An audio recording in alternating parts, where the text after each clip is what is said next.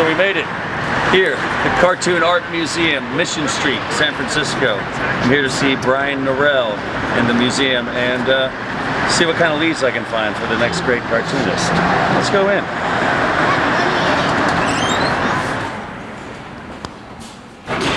Hi, I'm Chick Egan. Andrew Fraga, curator of the Cartoon Art Museum. Oh, well, thanks for having me. We're very excited to be here. I'm supposed to meet with Brian Norell? Yes, he said he'd be expecting you. Great. Right this way. Thanks.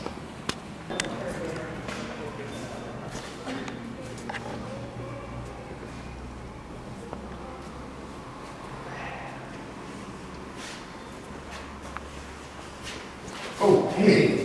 I'm Chick. Hey, Chick, good to meet you. Brian Norell. Brian, so good to meet you. Wow. This is great to be here. Welcome to the treasure box. I know. There's so much to learn here. Come in the back room here. I want to introduce you to some friends of mine. Okay. They're not really here, they're on the wall. This room is full of the greats. There's one of everybody in here, from comic strips, comic books, editorial cartoonists, underground. But this one in particular is near and dear to me. This is the work of Vaughn Bodie, who died in 1975, underground cartoonist.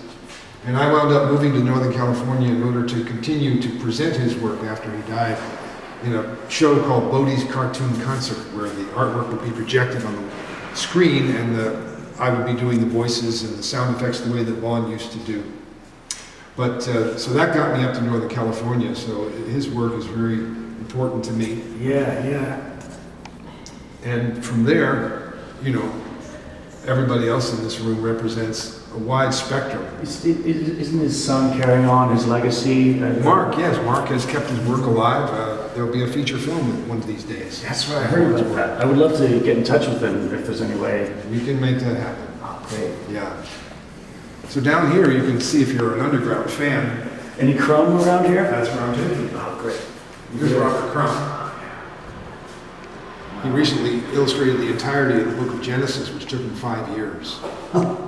Very different styles, but they all have their own reality, their own inner reality that jumps off the page and connects with us. And ironically, from all this underground involvement I had early on, I wound up over here, well above ground, where I teach cartooning to children at the Charles Schulz Museum in Santa Rosa.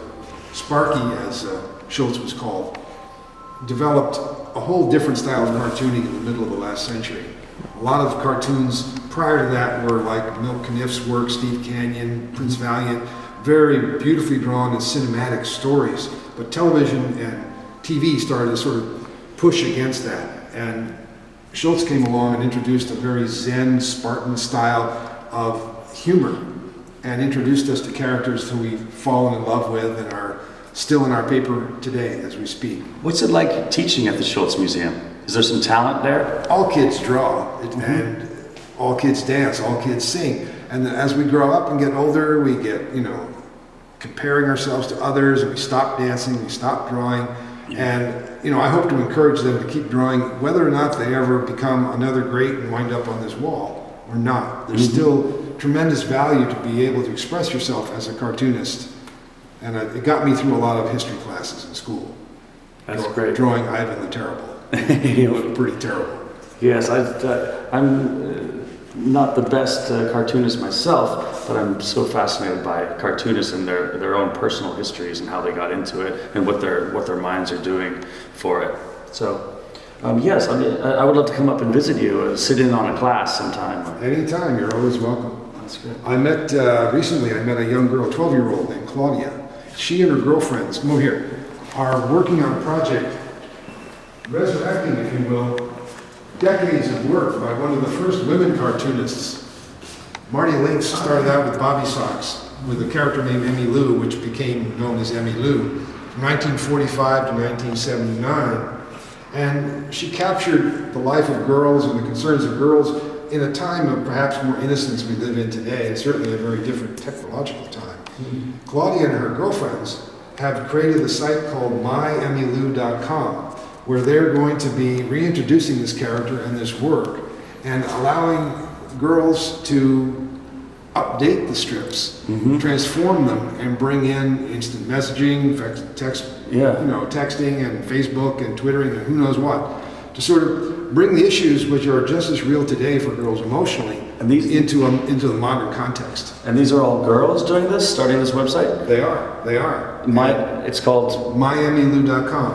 And they're going to have products out with the characters on them, so it's got this kind of retro cool thing. But yeah, it's a unique project, and it's great to see girls getting involved because you Yeah. can see, if you went around this room, you'll see it's heavily dominated by male cartoonists. Mhm. Hillary Price is over there, Lynn Johnstone is over there, so there are some exceptions, thank God. But it's great to see girls jumping in and expressing themselves creatively on paper too. Brian, I would love to meet these girls and get their story on camera if we can sometime. We can make that happen too. Great. How about we go take a trip to Bloom County? Let's do it. There's a special exhibit over here. Great. Flapper Fanny.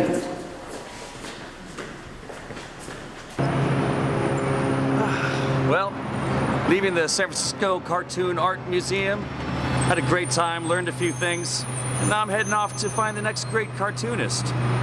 Who knows, maybe you will be on the walls in here someday. See you in the funny papers.